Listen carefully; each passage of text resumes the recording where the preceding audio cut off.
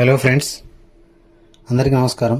మనం ఇప్పుడు నిజామాబాద్ పట్టణంలోని అత్యంత మహిమాన్వితమైన పుణ్యక్షేత్రం శ్రీ నీలకంఠేశ్వర ఆలయాన్ని సందర్శిద్దాం.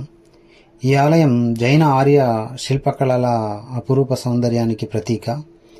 శ్రీ నీలకంఠేశ్వర ఆలయం సుమారు 1400 సంవత్సరాల సుదీర్ఘ చరిత్ర కలిగింది.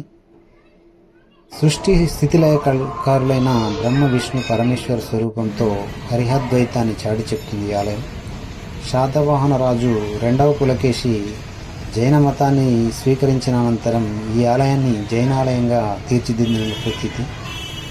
కాకతీయ రాజుల అనంతరం శివాలయంగా మార్చారన్నది స్థల పురాణం. 2వ పులకేశి నాటి ఈ ఆలయంలో స్వయంభూ శివలింగం, విష్ణు నాభి నుంచి ఉద్భవించిన బ్రహ్మ ఉండడం గమనించదగ్గ విషయం. తర్వాత దీన్ని నీలకంఠేశ్వర ఆలయంగా మలిచారు. ఆలయంలో జైన ఆర్య శిల్పకళల మేళవింపు అడుగడుగునా కనిపిస్తుంటుంది.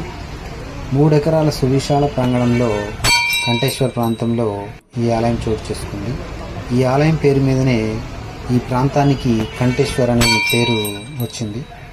ఉత్తర దిక్కున పవిత్రమైన కోనేరు, ప్రాచీన రథం కలిగిన రథశాల ఆలయ గర్భం ప్రవేశానికి నాంది వచనం పలికే మహానందీశ్వరుడు ఆలయ శోభను మరింత ఇనుమడింపజేస్తాయి.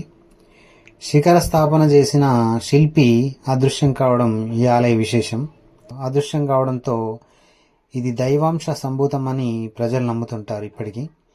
ఆలయ చరిత్రానుసారం శిఖర స్థాపన చేసిన మార్గదర్శి రథసప్తమి రోజున శిఖర స్థాపన చేసిన రోజు సర్ది తెచ్చిన తన తల్లితో శిఖర స్థాపన చేస్తున్నాను, వెనుతిరిగి చూడకుండా ఇంటికి వెళ్ళమని తన తల్లికి విచిత్రమైన సూచన చేశాడట. కుమారుని సూచనకు మదనపడి పుత్రవాత్సల్యాన్ని అధిగమించుకోలేక వెనుదిరిగి ఆలయ శిఖరం వైపు చూసిందట తన తల్లి. కుమారుడు అదృశ్యం కావడం, తల్లి సమాధి కావడం ఏకకాలంలో జరిగిపోయాయంట. మరునాడు ఆ శరీరవాణి శిల్పి వంశీకులతో ఒకరికి కలలో కనిపించి ప్రతి సంవత్సరం రథసప్తమిన ఆలయం నుంచి ఊరేగింపుగా రథంపై వచ్చి తల్లి సమాధిని సందర్శిస్తానని వినిపించిందంట. ఇప్పటికీ రథసప్తమిన దేవాలయం నుంచి అరఫర్లాంగ్ దూరంలో గల తల్లి గోరి వరకు రథయాత్ర సాగించడం సంప్రదాయంగా వస్తోంది.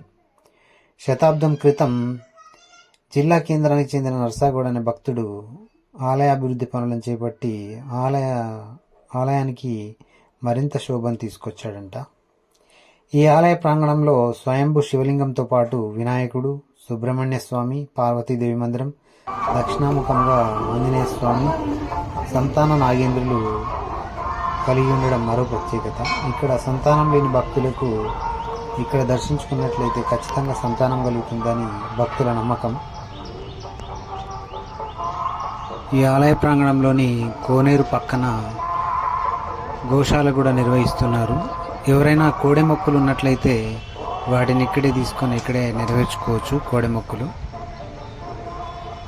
చూశారు కదా, సుందరమైన నీలకంఠేశ్వర ఆలయం. మీ అందరికీ ప్రతి ఒక్కరికి పునర్దర్శనం కలగాలని కోరుకుంటూ ప్రతి ఒక్కరూ ఈ ఛానల్ని సబ్స్క్రైబ్ చేసుకోవాలని కోరుకుంటున్నాను.